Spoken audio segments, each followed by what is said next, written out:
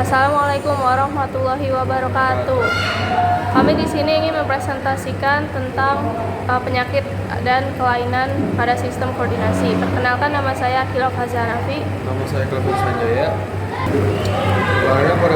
Pengertian kelainan pada sistem koordinasi itu pada gangguan atau penyimpangan dari fungsi normal sistem saraf, sistem endokrin, dan keduanya yang mengganggu kemampuan tubuh untuk koordinasi dengan aktivitas fisiologi dan respon terhadap rangsangan. Kelainan ini dapat terjadi karena berbagai faktor seperti gangguan genetik, trauma, infeksi, atau penyakit degeneratif. Selanjutnya masuk kepada sistem kelainan atau penyakit pada saraf pusat. Yang pertama itu ada epilepsi. Epilepsi itu adalah kelainan pada neuron di otak disebabkan oleh kerusakan otak, misalnya kerusakan pada saat kelahiran, infeksi, kelainan metabolisme, toksin, kecelakaan maupun tumor, dan dapat ditangani dengan obat antipiretik. Selanjutnya ada neuritis. Neuritis adalah iritasi pada neuron yang disebabkan oleh infeksi, kekurangan vitamin, keracunan, dan obat-obatan. Selanjutnya ada Alzheimer. Alzheimer ini pada umumnya menyerang orang-orang yang berumur lebih dari 65 tahun. Gejalanya itu berkurangnya kemampuan mengingat. Para peneliti menganjurkan mengonsumsi vitamin E atau antioksidan dan ekstrak ginkgo biloba untuk meningkatkan daya ingat.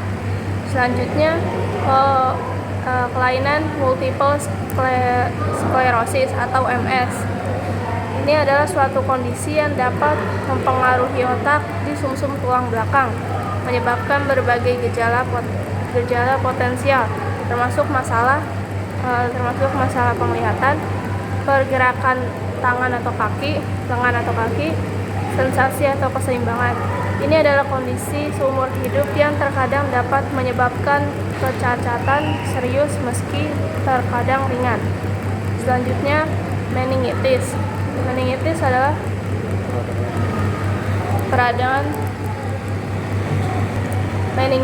peradangan pada meningen, yaitu lapisan pelindung otak dan saraf tulang belakang. Memiliki gejala awal yang serupa dengan demam, sakit kepala, dan disebabkan oleh infeksi bakteri, virus, jamur, atau parasit. Selain itu, kondisi-kondisi tertentu seperti melemahnya daya tahan tubuh juga dapat memicu terjadinya meningitis. Semua orang dari segala kelompok usia beresiko terjangkit meningitis, termasuk bayi. Jika tidak ditangani dengan tepat, meningitis dapat memburuk dan memicu kejang, gagal ginjal, atau menyebabkan kematian. Selanjutnya, kelainan pada indera penglihatan. Yang pertama ada miopi atau rabun jauh. Miopi adalah mata dengan lensa terlalu cembung atau bola mata terlalu panjang. Objek yang dekat akan terlihat jelas karena bayangan jatuh pada retina. Objek yang jauh akan terlihat kabur karena bayangan tidak jatuh di depan retina. Kelainan ini dikoreksi dengan lensa cekung atau bikonkaf. Selanjutnya hipermetropi atau rabun dekat. Mata dengan lensa yang terlalu pipih atau bola mata terlalu pendek. Objek yang dekat akan terlihat kabur karena bayangan jatuh di belakang retina. Objek yang jauh akan terlihat jelas karena bayangannya jatuh di retina. Kelainan ini dikoreksi dengan lensa cembung atau biconvex. Selanjutnya astigmatis atau mata silinder. Astigmatis adalah mata dengan lengkungan permukaan kornea atau lensa yang tidak rata. Lengkung kornea yang vertikal kurang melengkung dibandingkan horizontal. Astigmatis reguler ialah seseorang melihat suatu kontak garis vertikal terlihat kabur dan garis horizontal terlihat jelas. Dapat dikoreksi dengan lensa silindris. Sedangkan kalau astigmatis irregular ialah lengkung permukaan kornea yang tidak teratur. Dapat dikoreksi dengan lensa kontak. Selanjutnya yang keempat, yaitu presbiopi atau mata tua, suatu keadaan di mana lensa kehilangan elastisitas karena bertambahnya usia. Umumnya penderita akan melihat jelas bila objeknya jauh, tetapi perlu kacamata jembung untuk melihat objek dekat. Ini biasanya dialami oleh orang-orang yang sudah tua. Sekarang kelainan pada indera pendengar.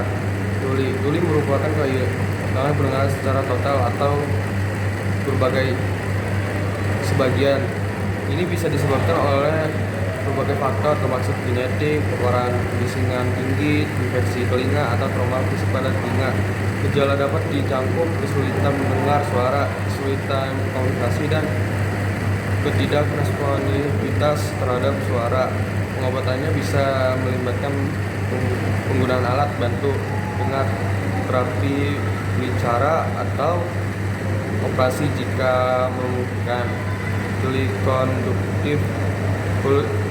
konduktif terjadi ketika suara tidak dapat mencapai koklea bagian dalam telinga karena hambatan di telinga luar atau tengah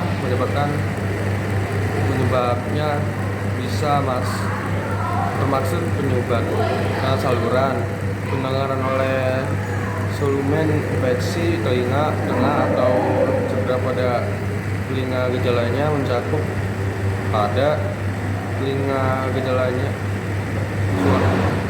mencakup suara terdengar lemah atau terdistorsi serta sensasi tersumber pada telinga.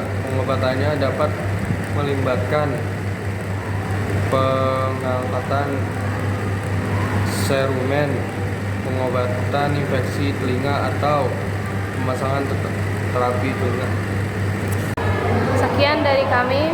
Wassalamualaikum warahmatullahi wabarakatuh.